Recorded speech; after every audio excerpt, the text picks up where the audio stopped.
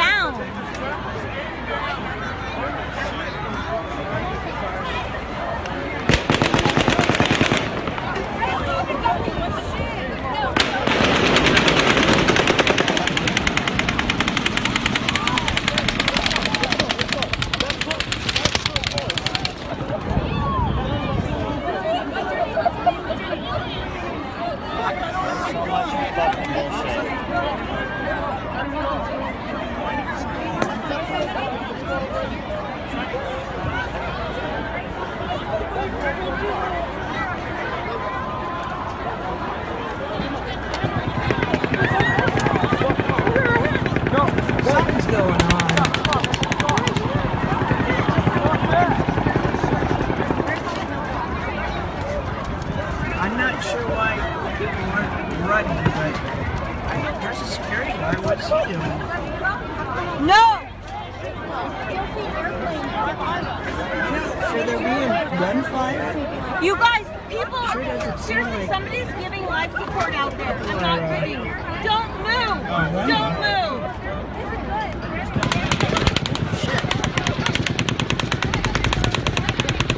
Seriously, I don't know what's going on.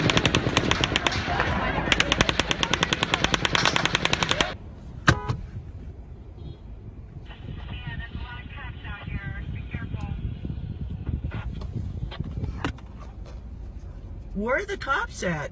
I'm right here by the porch at Mandalay Bay, and everything just seems to be normal here.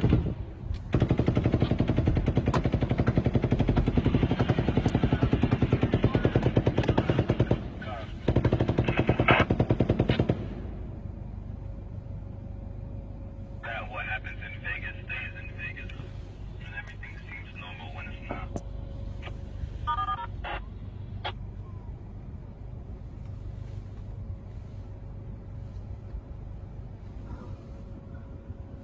A million cameras around the Vegas.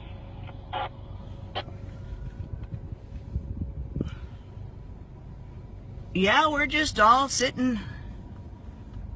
We're just...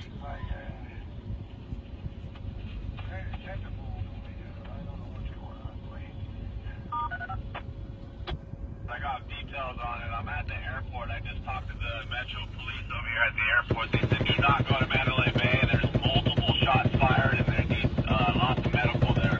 Do not go to Mandalay Bay. Stay away from there. All right, I'm leaving. This is ridiculous. I don't know why people aren't leaving. This is insane.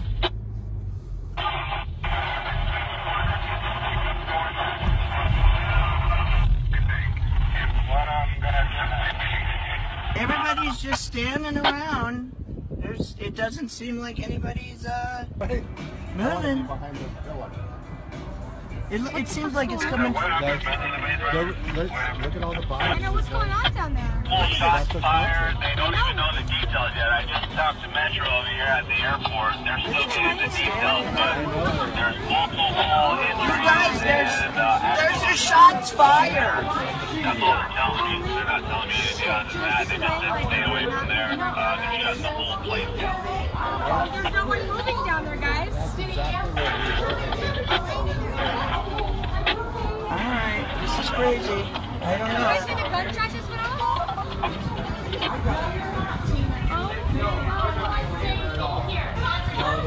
It seems like it's coming from up there. Oh shit. What is that?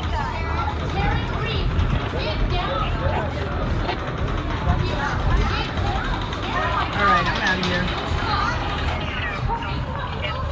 Gunshot? People are not moving. Oh my god, all these people are not moving right now.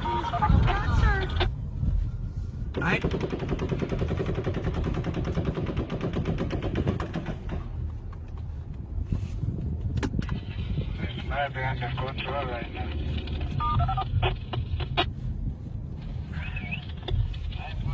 Alright, all the all the taxi drivers are gone now.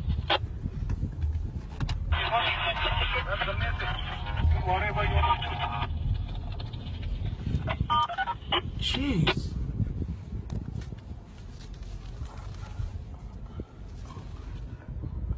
Yeah, there's... The Tropicana. Could you guys clear that up and let us know where it's happening at?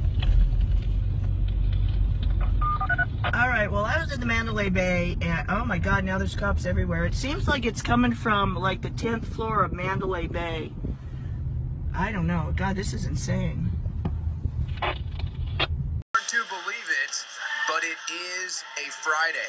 And this week has flown by for obvious reasons, trying to wrap our head around the Las Vegas massacre, all of the fake news, all of the politicization, all of the narratives that just don't add up. Welcome to the War Room. I'm your host, Owen Schroyer, warroom.show for all of our content. At War Room Show on Twitter is where you can find us, and we are live weekdays from 3 to 6 p.m. Central Time. So I've got stacks and stacks of news, updates on the Vegas shooting. We've got another sexual assault charges being waged in Hollywood, and then just scores of other news. Before we get to any of that today, we are joined by an eyewitness to the Vegas shooting. Truly a miracle that people were able to survive. We're glad that he was able to survive and join us today. He has chosen to remain anonymous, but we will call him David. So I want to ask him what he thinks happened based on what I've seen. And David, it sounds to me, based on your eyewitness account, you pretty much agree with the other eyewitness accounts and the research that suggests that there were multiple shooters that night. You know, it certainly sounded like it in the very beginning, that first 2 or 3 minutes, that, you know, there was gunfire in different areas. The first round, while it was on, when the music was going, it sounded like he was in a different place. And then the later rounds, in the second, third, and maybe the fourth volley, some of those were overlapping. And, you know, there's a lot of echoes in there, so I could be wrong. And I've never heard gunshot coming over my head. I've shot a lot of guns, but I've never been shot at. So it's a completely different sound when you hear that bullet break the sound barrier coming at you. But I definitely heard overlapping, and I heard bullets go in different directions. I mean, you'd hear going away. You don't hear the bullet, but the shot, when it's not pointed at you, you don't hear the crack you hear when it's coming your direction. When it's pointed somewhere else, it's going, you think it's going a different direction. Anyway, in the first 2 or 3 volleys, you know, and I've asked other people that were with us there, and they felt like in the first 2 or 3 volleys, it was like a gang shootout because it was overlapping fire. And it may have just been that second and third volley, but they were shorter. And then you started hitting the 100-round volleys, or 50 to 100 rounds, whatever it was. They were long. Y'all lost track. It certainly wasn't a 30-round mag coming at us. So that was the part that led me to believe that there was more than one shooter. And when you're leaving, when we, after the shooting was over, and we were, it was probably about the 12th or 13th minute was when we made it out the backside of the venue. Most of the people who were shot are in that front side. We didn't see them. We went under a bunch of bleachers and then came around the back bleachers and then went out the side opposite from the strip side. And I think it's Mandalay Bay Drive that wraps around the backside as well. When we went out we're hearing people yell, "There's other shooters. There's a shooter on Luxor. There's a shooter on Tropicana." And, granted, it's bedlam and people are in shock, and as we were, everybody was, everybody except the former the active duty and the former military who obviously dealt with this. Those guys were doing a whole different reaction than the majority of people who were there. I mean, but you're hearing all of these people just there's a shooter over there, a shooter over there. You don't know what to believe at that point once the main shooter stopped from Mandalay. Now, you said that you heard shots coming from different directions, so I wanted to kind of pontificate on that a little bit. Obviously, we saw that there were 2 shooting galleries set up in the hotel room, but are you saying not just from those 2 different shooting galleries potentially, but 2 different areas in general of the venue? No, I don't know about the backside. I heard somebody say there was a shooter from Tropicana, and then I heard one of the callers has said that. I never heard that shot where we were. We were in the front. We were catty corner, as close as you can get to the actual entrance at Mandalay Bay and the Strip, without being where the policemen were hiding behind that masonry wall. So we were like 20 yards behind them, 20, 30, maybe, 60 feet behind them, behind trailers. And in the beginning, it's the shots sounded lower. They didn't sound like they were coming from above. And I don't know if I could chalk that up to, the fact that you've got all these hard surfaces that the bullets are bouncing. I mean, the shots are ricocheting or echoing off of. Not ricocheting, but the sound is echoing off of. It could be attributed to that, but I knew what the echoes were and the repeat of the echo, and you could hear in that beginning just the overlapping the shots. It wasn't long. It was like maybe 5 or 6 overlapping on another one, and so to me that's what made me feel like there was more than one shooter. Could I be wrong? You know, absolutely. I mean, I've never been shot at before, but it sure sounded like there were multiple shooters. And you're also saying that it sounded like it was coming from closer than 32 stories up at Mandalay Bay from where you were at, which again, to me, lines up with some of the audio that we've heard from the event, where it does sound like there's gunfire, maybe not necessarily on the ground, but certainly closer to ground level than the 32nd floor. Yeah, if you look at the way Mandalay Bay, you know, to get into their entrance, you go up probably 20 feet off the street, something like that. I think it rises up into the Mandalay Bay, their entrance. And my first reaction was it was coming from there.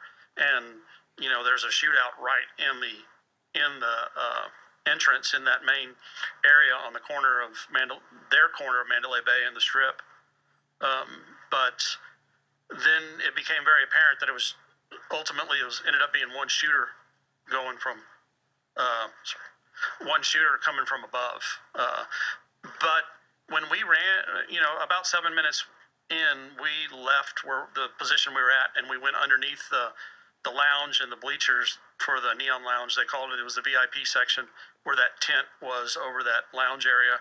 We ran underneath there, and we kept moving because you're not sure if they're shooting in from street level or you know, where exactly it was coming from. Even though that they were shooting out of that 32nd floor, I still think there's some shots.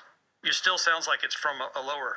Guys, pull that map up again real quick, because I want to ask our eyewitness one more time, or another question before we get him off. Now, you mentioned when you were on with Alex Jones that there was a clear concentrated area that looked like it took the brunt of the fire to start, because that's where you saw most of the bodies. Can you point to us exactly where that area is at? Yeah, it's, you know, that's a different layout, but the stage is probably basically where it is. But the bleachers if you're looking at the stage, the bleachers to the right aren't there. What's about 40 yards back, closer to Las Vegas Boulevard, was the VIP section, and there were bleachers, about 15 rows of seats. Yeah, that's probably. And then behind the bleachers, there was a lounge area, and it probably went 70 yards down the Strip to where that circular round area, that half circle is, right on the Las Vegas Boulevard.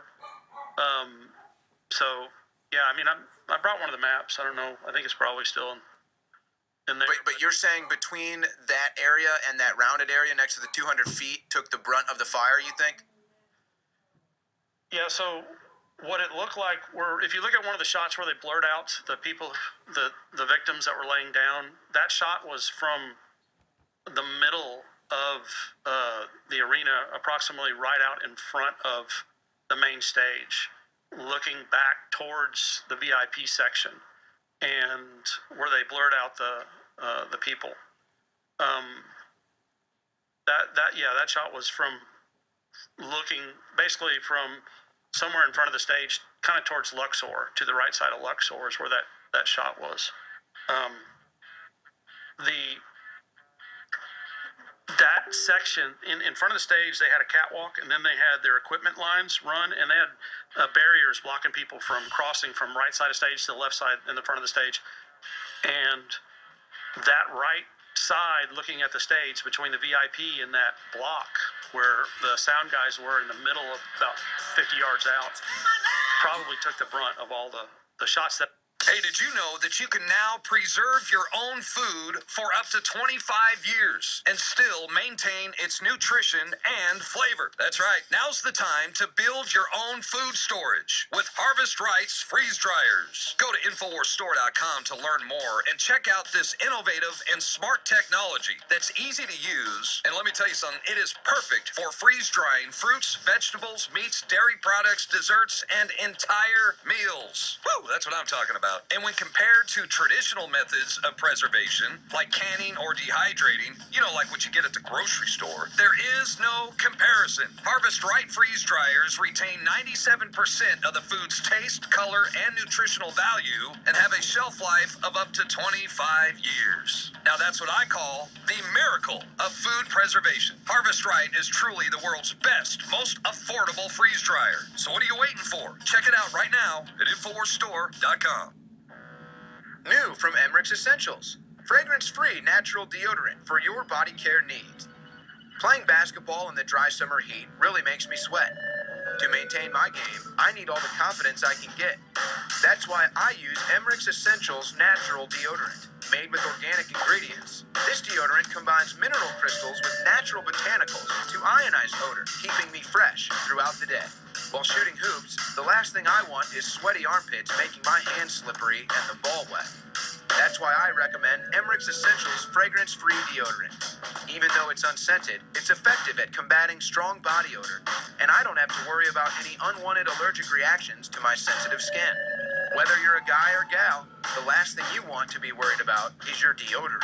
No petroleum-based ingredients, 100% natural and cruelty-free. Stay in the game with Emmerich's Essentials fragrance-free natural deodorant. Available at InfoWarsStore.com. Support good oral health with our one-of-a-kind Super Blue fluoride-free products. Infowars Life brings you a revolutionary toothpaste blend with iodine and nano silver designed to deliver a powerful clean. Enjoy a minty fresh flavor made with peppermint oil or try our bubblegum flavor. Pair this groundbreaking toothpaste with the Super Blue fluoride-free mouthwash and supercharge your oral health. Our amazing mouthwash features natural oils and ancient ingredients used since Aboriginal and biblical times. Instead of containing fluoride, our Super Blue line is loaded with the good halogen iodine and an array of other beneficial compounds that have been hand-selected. All right, we've got a live press briefing right now from the Las Vegas Metropolitan Police Department. Let's get audio.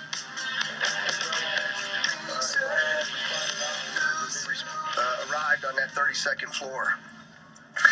I can tell you that this was a remarkable effort by a brave and remarkable man.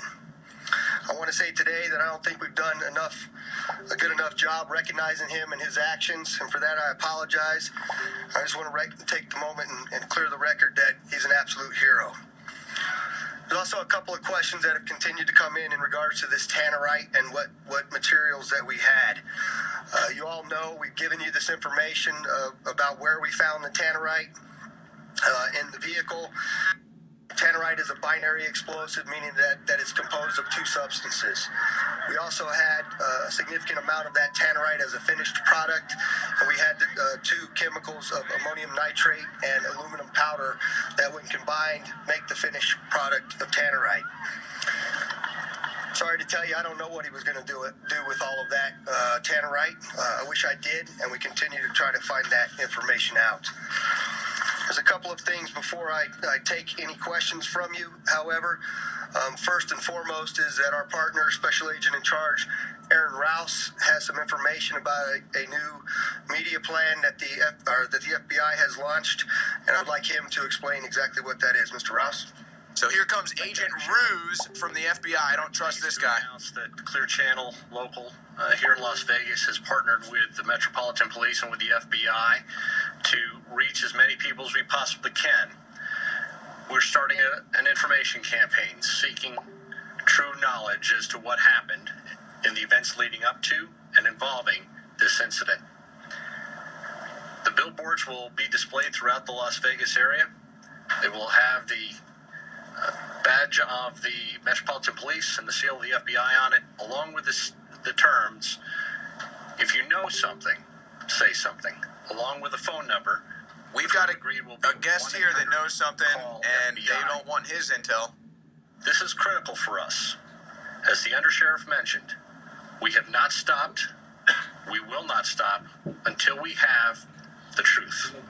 This guy's never really reported anything. He never reports anything. Every time he comes to the podium, he never reports anything.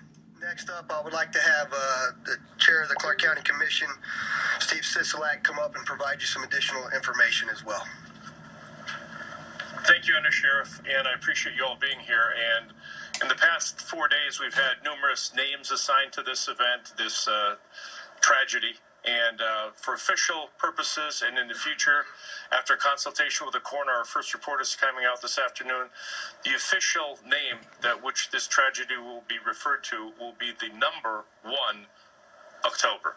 So the digit 1 October will be the official name listed on all reports and investigations moving forward on this incident. Thank you all very much. So 10-1, they're saying was the date they died. Let's hear some questions. Can you expand on the misinformation? There's a lot of rumors online, and how does that may hinder operations? He's asking about misinformation online. We have a responsibility as law enforcement organizations to run down each and every lead, to debunk them, to determine whether there's any validity to those leads. And so, as I told you, we have a significant number of those. The investigative effort is massive. We continue to do it, but rumor and supposition doesn't help. And so those true tips and leads of things that people know are imperative to this investigation. But just because you think you know something doesn't necessarily mean that you do. If you have factual information that you can provide us in regards to this investigation, it would be helpful to us. Thank you. I understand that motive is still unclear. However, can you confirm that investigators, while recovering these numerous electronic devices and cameras, they may have recovered a video in which the suspect may have alluded to asking about motive and if there's anything on the videos that would have been recorded? I'm not aware that we've recovered any such video.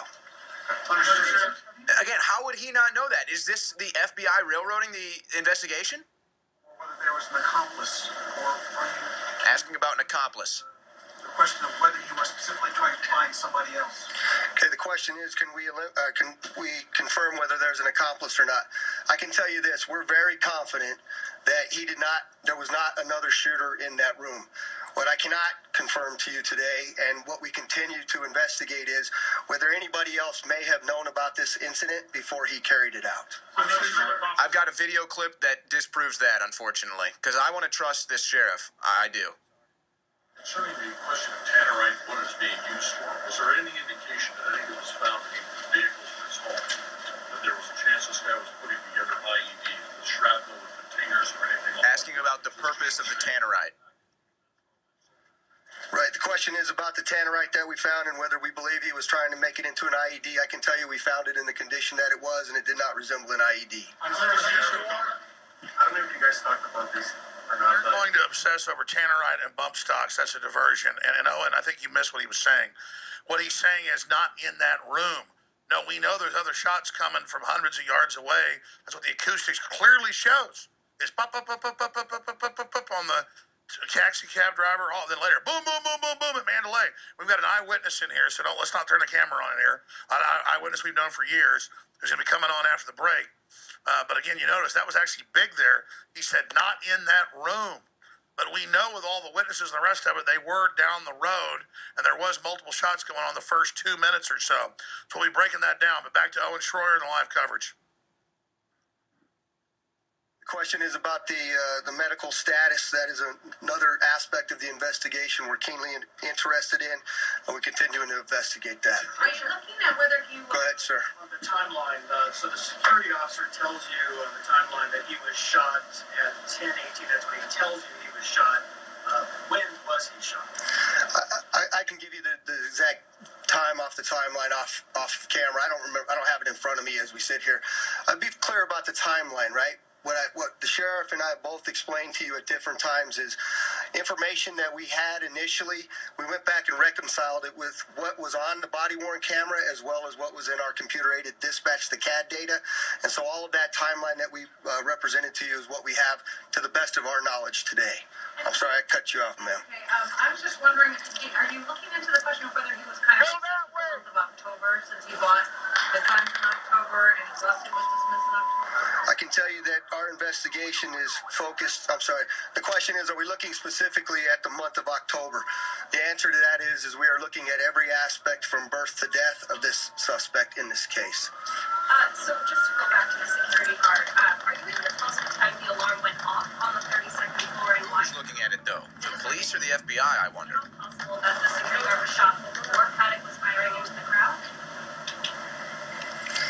So you have a two-part part question is, what time did the suspect go up, or I'm sorry, the security officer arrive to check the door, and why? The question, or the answer is that the door alarm went off, indicating that the door was ajar. So the officer was dispatched up to check that specific time. We have it. I don't know what it is. And I'm sorry, your second question? So is that someone escaping? All right, this is, we're going to come back. Hopefully we'll have more of this audio, but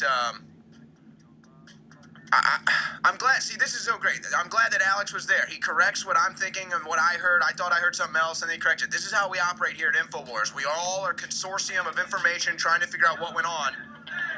But definitely multiple shooters, and I think he's alluding to that. We'll have more on the other side. This is the War Room.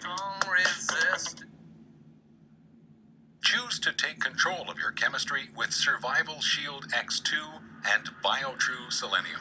This powerful combo is perfect for supporting your thyroid and health. BioTrue Selenium's formula is far from synthetic and is made from a source of 100% organic mustard seed. Our super high-quality nascent iodine is an essential mineral sourced of 99.99% ultra-pure deep earth iodine crystals. This essential mineral is necessary in order to produce thyroid hormones, which influence every cell, tissue, and organ in the body. With inadequate thyroid hormones, you may experience slow metabolism, lethargy, weight gain, and overall brain fog. Survival Shield X2 and BioTrue Selenium work together to support the systems in your body. Take control of your chemistry today with this super combo. Discover the power of Survival Shield X2 and BioTrue Selenium at InfoWarsLife.com. You deserve a deep, restful sleep with Knockout.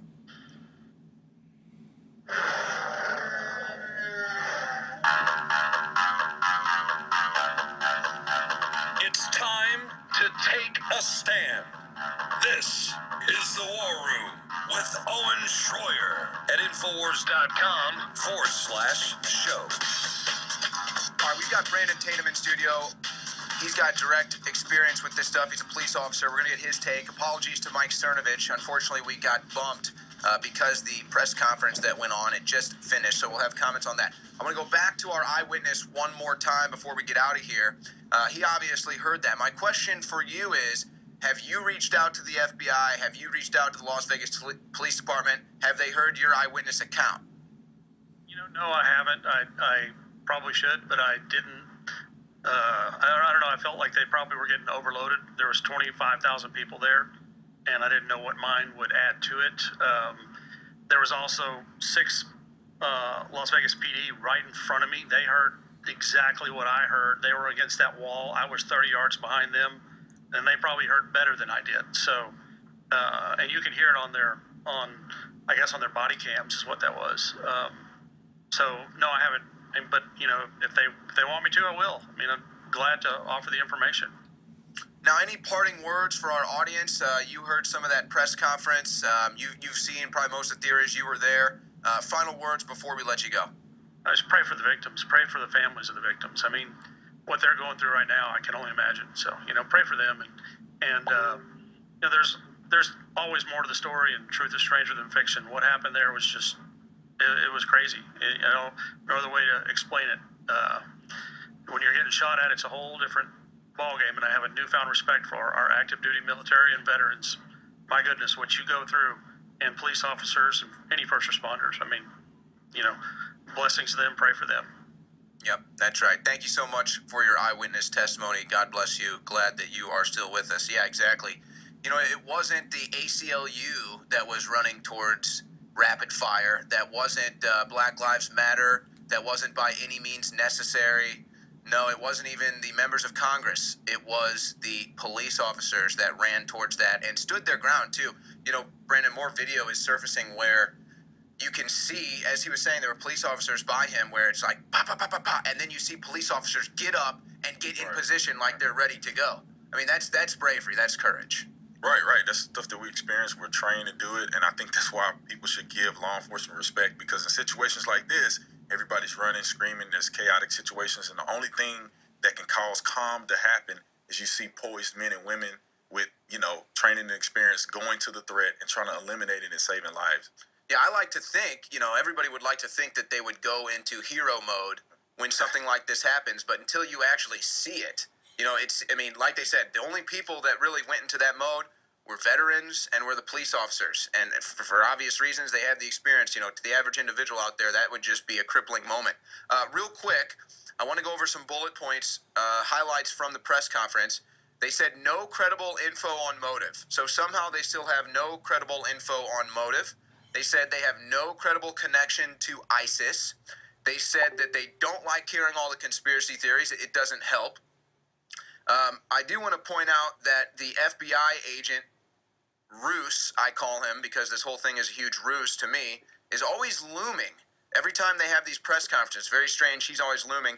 They don't know what the tannerite was for. They have no clue about anything with the tannerite. They did not mention anything about the theories that that was the same type of material used in the explosions in New York. But I want to get to one point with Brandon here because it's something that I think is very revealing to me.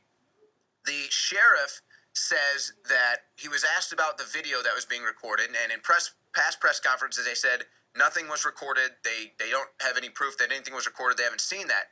Today he said more specifically he in particular hadn't reviewed any footage, which to me he's saying basically like the FBI has access to that. I don't. What are your thoughts on that? Well, just from my personal experience, this is a frustrating thing about local law enforcement is that at times we have access to this information. We wish that we can do the investigation. We'll lay it out thoroughly. We don't have a political agenda. We'll put it out. The public will know as much information as they need to know. But when these big time agencies come through, they take, you know, all of the evidence, they do their own investigation, and we don't know what they're doing with it. We don't know if they're going to be deceptive with it or not. And it's very frustrating. And I can see now that people are frustrated because they hear the sheriff saying one thing and the FBI, you know, saying nothing, evasive at least. Yeah, I mean, I give the sheriff credit. I mean, when he comes out, he's at least direct and addresses exact points or exact arguments. Every time this agent Ruse gets up there, he doesn't say anything. He just says, trust the FBI. We want to get the facts. And then mentions nothing. I mean, you talk about this being frustrating. Do you see that on the look of the sheriff? Does he look like someone potentially frustrated at the lack of ability to do a thorough investigation? Well, just listening to him talk, seeing him shake his head when he's coming up with different facts that he has to present. But I know deep down inside, and I can't speak for the man, I don't know in his heart and his mind, but in being in that position before, I can tell that he's frustrated. And I know it's frustrating because, like I said, when the FBI comes along, they take, you know, responsibility for a lot of things that law enforcement wish that they can investigate. Look, it happened in their jurisdiction to their citizens. They were the ones going out and risking their lives to eliminate the threat, not the FBI. So to have them take over, it's kind of frustrating. You're like, hey, this is our responsibility. We're the ones that want the information. This is our people. We want to do what's right for our people and not leave it up to those who come down after the fact and who probably don't care. Now, obviously, this is an extreme situation, so perhaps you don't have the exact type of experience as something like this, but based on your experience as a police officer in the military and how you go about these investigations, what do you think about the statements they're saying they have no credible info on motive still, and that they're willing to say they have no credible connection to ISIS? What do you make of that? Well, I just want to make sure I clarify. I spent time in law enfortement, never was in the military. Oh, okay. But I think that what it is that for law enforcement, in a law enforcement perspective, I mean, you don't want to have to take a step out there and make accusations and then have to retract. So I think the confident thing to do in law enforcement is to say, hey, at this point, we don't have any clear signs. We can't go off hypotheticals. We have to be factual. We don't have any clear signs. But for the FBI, I'm sure they've been doing this. They have educated opinions about stuff. They've seen it all. I think they have the facts, but they don't want to present them for whatever reason, whether it's because they don't want to give away the leverage, the tactics, or they want to be disingenuous. One of the two. Or perhaps they're trying to cover something up that they may have been involved in. Exactly. That's my words, not yours. Right. Possibly. What do you make of the tannerite at the scene? I mean, this to me seems like something that's kind of being swept under the rug. We've heard reports that he tried to blow up tannerite by the airport. Obviously, the tannerite was in his car. We've seen reports theorizing that this was the same material used in the New York explosion. I can't confirm or deny that. I still need to do my research. But I would feel like this would be more of a concern considering the explosive capability of this material. Right, and it should be. This is something that we should be talking about. Obviously, this makes this this situation go from being a everyday person who lost their mind to some type of tactical, planned out scenario that was meant to cause as much carnage as possible. I think that with the plan he had, the things that we saw, the ammunition, the tactics, all of that, that he had an attempt to kill everybody. I'm talking 22,000 people. Yeah, certainly thousands if he's trying to blow up that tannerite. Right, exactly. So, you know, and again, every time the FBI agent comes on to the set, he has no information except, hey, you need to trust us. We need to get down to the facts. And every time the sheriff comes to the podium, he at least is willing to answer things and directly say things like ISIS, you know, other people being there. So it's very interesting. I'm not even sure where to go with it from here. You know, I've got a report here that I think is very strange. This was from NBC News. Investigators are puzzled by two discoveries. First, a charger was found that does not match any cell phones that belonged to Stephen Paddock. So you had cell phone chargers in the room that obviously weren't his. And then second, records showed during the period of when Paddock's car left the hotel garage, one of his key cards was used to get in the room. I mean, to me, that says someone else was there. There had to be an accomplice. Right. That's, to me, that's clear evidence that something else is going on here. You have different charges. You have somebody using a key card. I don't know what else they expect to find from this. They think a ghost did it. I doubt it. So I think that that's evidence, and I think that we're finding more and more as time go along, and I think that they should be honest about it. And that's what we can hope, and it's just my opinion right now. I would much rather have the Las Vegas Police Department in charge of this and leading this, and I'd like to see the FBI step aside, but I doubt that'll happen. We'll be right back with more of the War Room on the other side. All right, thanks, guys, for checking me out. Have a great Mandela Effect day. God bless.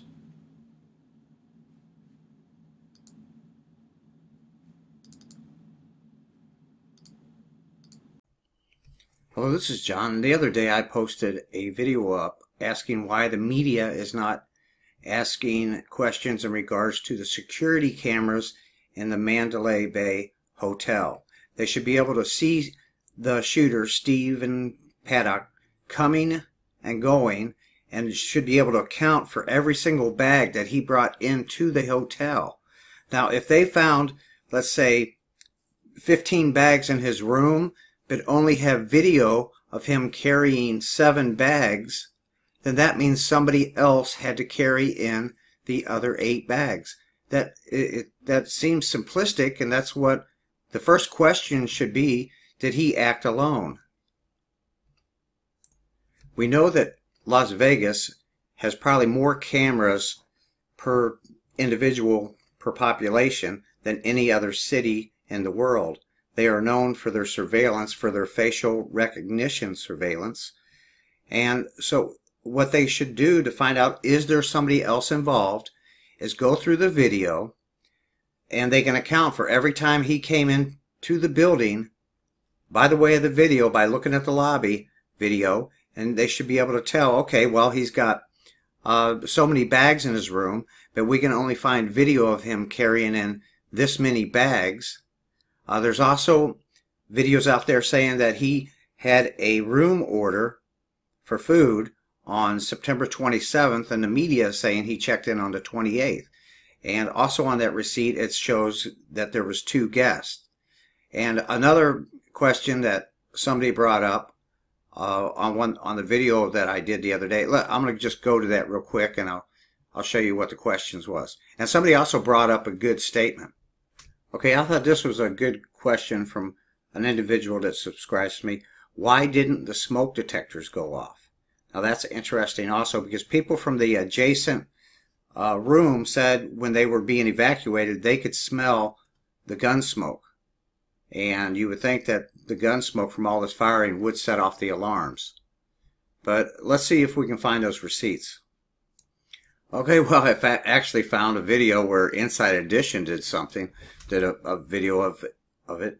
What I'll do is I'll just put a link to the Inside Edition, and I think you get your best news coverage off of from citizens that are out there doing real investigative reporting.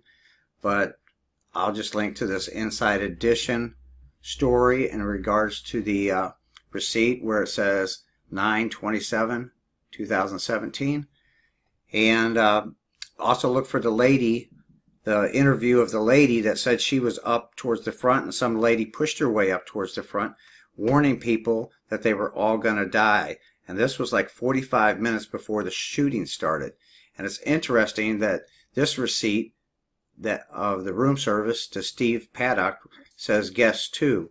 So I'll link to this Inside Edition. But my main question is, couldn't they just go through and look at all the people bringing bags into the lobby hotel, to the hotel lobby, and then count the number of times and bags that Steve Paddock brought in?